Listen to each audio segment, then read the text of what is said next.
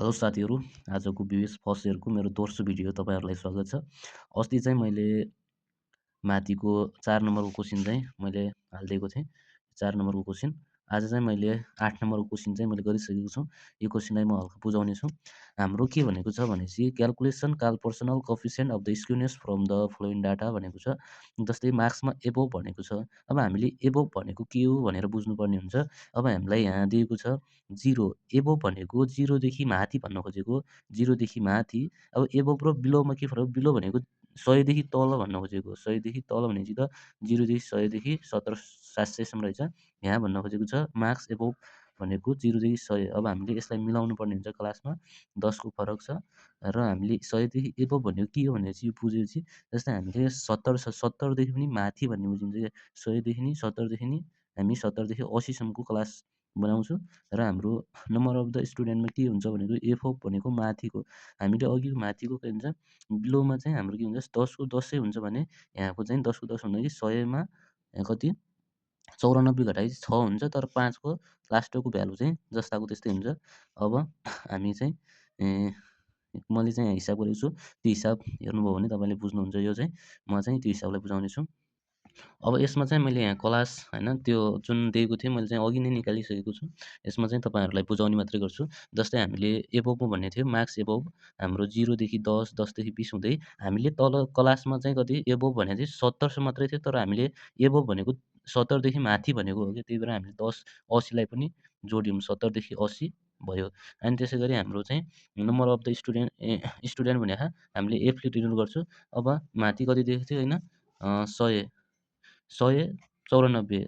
हामीले माथिको बिलो भनेको भए त हामीले 10 को जस्ताको जस्तै 10 देखि 15 घटाउँदै लेख्थ्यौँ भने यो एबोभमा चाहिँ के हुन्छ भनेपछि 100 को जस्ताको 100 मा 94 घटाउने 6 यसरी घटाउँदै हाम्रो तल लास्टको फ्रिक्वेन्सी हाम्रो एबोभमा 5 देखाएको हुनाले हाम्रो यो जस्ताको जस्तै हुन्छ।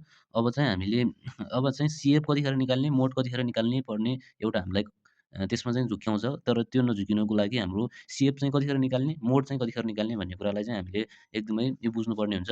जस्तै हामीलाई यो फ्रिक्वेन्सी अथवा नम्बर अफ द स्टुडेन्टमा हामीले मोड भनेको के त धेरै पटक रिपिट भएको नम्बरलाई हामी मोड भन्छौँ। हामीलाई धेरै पटक नम्बर रिड भएको छ भने त्यसलाई हामी मोडबाट निकाल्न सक्छौँ। हामीलाई यहाँ फ्रिक्वेन्सीमा हेर्दा कति छ, सबैभन्दा धेरै 25 छ नि त।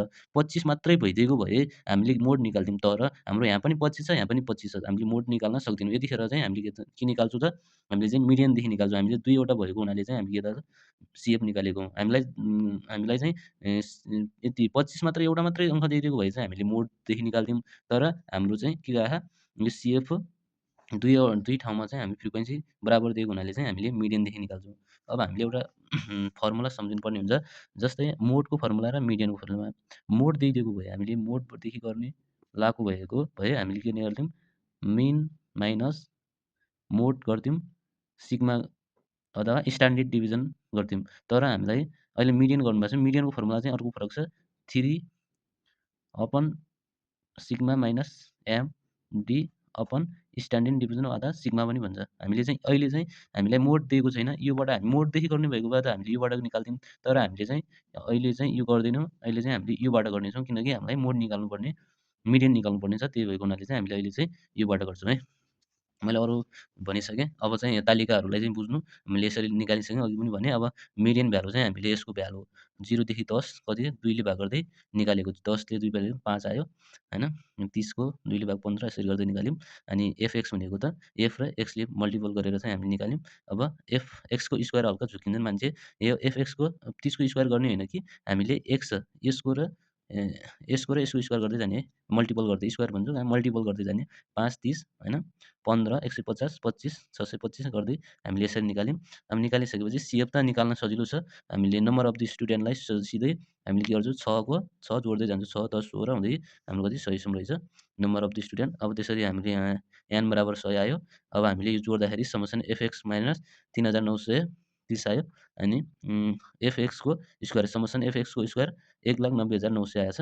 अब हामीलाई चाहिने भनेको, अब हामीले चाहिने भनेको फर्मुला योबाट हो नि त। हामीलाई अब चाहिने भनेको हामीले यो निकाल्नुको लागि चाहिँ हामीलाई के चाहिनु भयो त, हामीलाई मिन चाहिनु भयो, मिडियन चाहिनु भयो, स्ट्यान्डर्ड डिभिजन चाहिनु भयो। हामीले चाहिँ यो छैन। अब चाहिँ हामीले चाहिएको यो निकाल्नुपर्ने हुन्छ।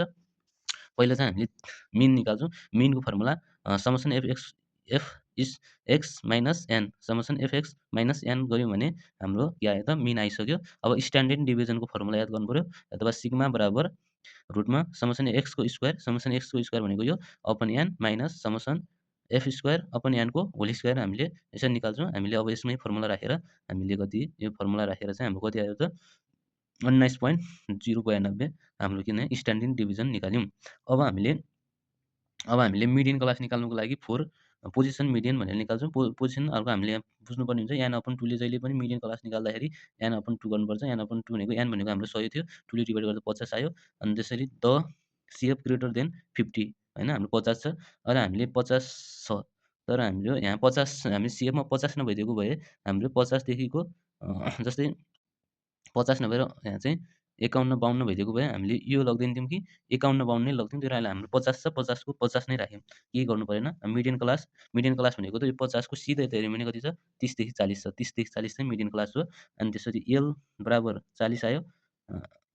एल बराबर 40 होइन कि मैले यहाँ मिस्टेक गरेको छु, यहाँ 40 होइन है, एल बराबर 30 हो नि त, हिसाब मिस्टेक भएछ है, यहाँ मेरो त्यही त हल्का बुझाउँदा 30 है, 30 हुन्छ एन अपन 50 अपन 41 9 एच भनेको त एफ भनेको र एच भनेको बुझ्नुको लागि एफ भनेको हाम्रो मिडियन क्लासको 9 छ, हामी कतिको डिफ्रेन्स छ भने 10 को डिफ्रेन्स छ, 10 को डिफ्रेन्स हो। अब हामीले यहाँ चाहिँ 40 लेखेको छ, 30 है, यसमा 30 राखौँ, 30 राख्यौँ। अब 30 अब चाहिँ यसमा सरी यसमा चाहिँ 50 माइनस 41 गर्दाखेरि 9ले गर्दा 9 अपन 9 गरेर हामीले यो चाहिँ 30 हो।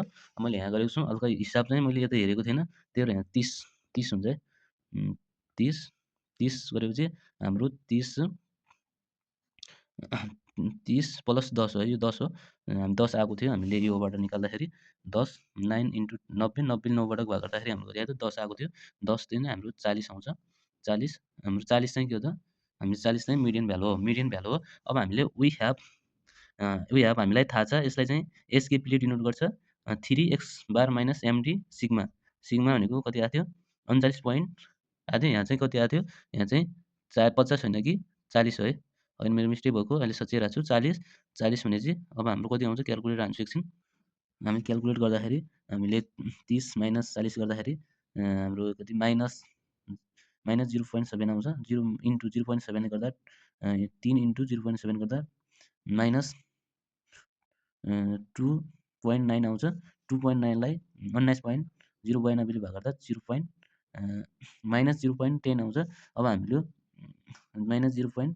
ग्रेटर देन होइन है, ग्रेटर देन लेस देन हुन्छ, लेस देन भयो भने त 0 भन्दा कम छ भने सिमेट्रिकल स्क्युनेस अथवा नर्मल स्क्युनेस पनि हुन्छ, अनि 0 मात्रै होइन यो कहाँ सिमेट्रिकल लेखिरहेको छु यार, यहाँ नर्मल हुन्छ है, नर्मल सिमेट्रिकल नै कि नेगेटिभ हुन्छ नि त, नेगेटिभ स्क्युनेस हुन्छ, नेगेटिभ स्क्युनेस हुन्छ नि त, नेगेटिभ स्क्युनेस हाम्रो चाहिँ 0 मात्रै छ भने सिमेट्रिकल स्क्युनेस भयो, अनि हाम्रो 0 भन्दा नि कम छ भने नेगेटिभ स्क्युनेस, र 0 भन्दा धेरै छ भने के त पोजिटिभ स्क्युनेस भन्छ। त्यही नै हो हाम्रो हिसाब चाहिँ आजलाई यति गरौँ।